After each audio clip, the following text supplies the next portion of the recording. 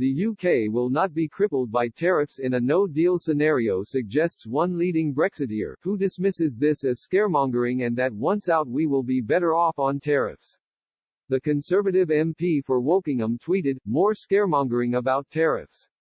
Once we leave the EU's control we decide whether to impose tariffs on imports and our government pockets the money if we do.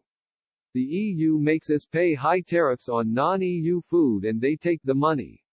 Once out we will be better off on tariffs." Mr. Redwood argues that the UK framers released from having to compete with food coming in from the EU can grow and rear more food for the domestic market. In the Commons, on October 19, Mr. Redwood said, "Have you seen how much popular and excellent quality fresh food there is in our supermarkets with the Union flag on the packaging?" Will he confirm that if the EU insists on high tariffs on food trade, where it sells us massively more than we sell it, that would be a huge opportunity for our farmers to grow and rear more for the domestic market and get back the huge amounts of market share stolen from them under the Common Agricultural Policy?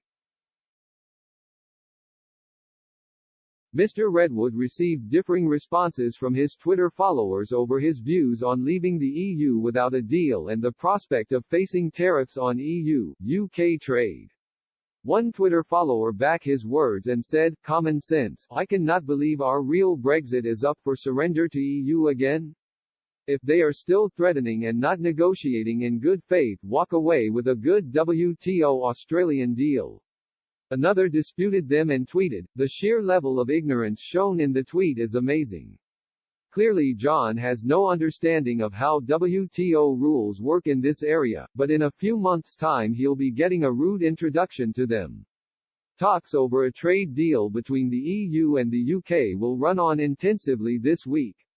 However, a source from the UK negotiating team told the Daily Mail, there is still a long way to go and both sides remain very far apart. This is especially true for the fisheries issue. France does not wish to see the UK retain sole access to its fishing territories. This hard-line position is a political move by Emmanuel Macron, who wants to be seen as protecting France's fishing fleets in Normandy and Brittany. France's Europe Minister, Clement Beaune, has admitted his country is playing bad cop in the current Brexit negotiations.